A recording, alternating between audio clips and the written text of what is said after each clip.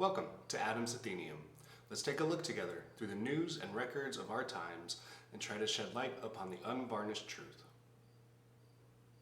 Thanks for coming here today to listen about the First Amendment. In some ways, it's probably a topic that has been talked about too much. In other ways, it may not be understood well enough. In today's episode, I want to show you how the First Amendment affects us in today's environment, and in part for reference for future videos. As a reminder, I am no lawyer or constitutional scholar. I'm just a guy on the internet trying to use as many resources as I can to find the truth.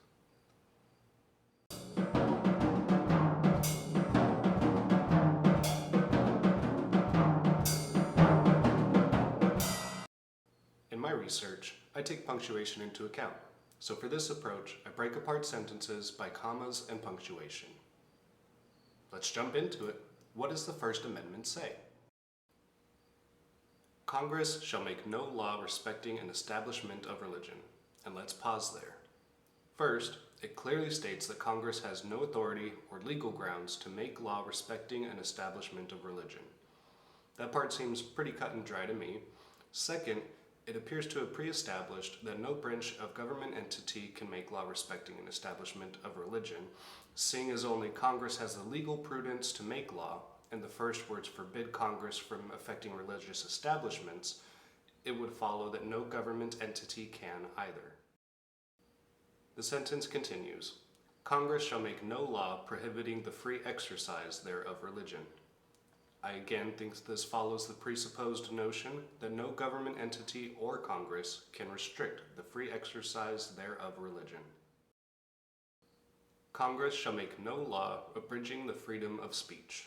First, let's define abridge. According to Merriam-Webster's website, abridge means to shorten by omission of words without sacrifice of sense, or to condense. To shorten in duration or extent.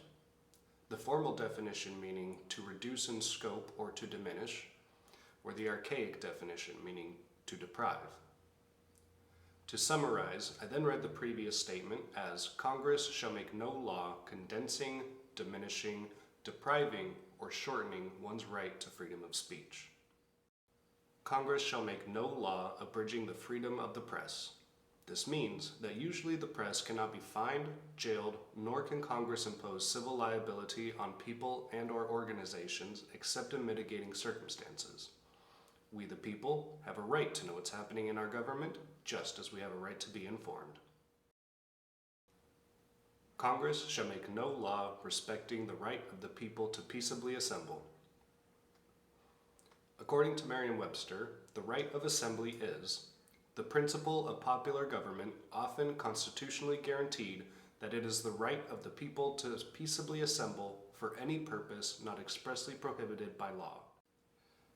This would mean, in a public space that is publicly owned and operated, anyone can gather for any reason, so long as you're not breaking any laws and have any appropriate permits needed for larger events. The right to assemble is the precursor for the final important sentence. If you can't legally assemble, then you can't petition your government for a redress of your grievances. Thus, the final sentence reads, and to petition your government for a redress of grievances. According to Merriam-Webster, redress means to set right or to make up for. So, keeping in line with the golden rule we were taught growing up, treat others how you want to be treated, if you peaceably assemble to request the government sets right or fixes, when practical, their mistakes, you have every legal right and backing to do so. And in a fair and honest society, everyone's voices would be heard and recognized, as opposed to the politicians and bureaucrats ruling without recognizing the citizens' concerns. Alright, that was a lot of definitions to go over and a lot to talk about, so let's try to lighten up the mood. Here are some common myths and facts about the First Amendment.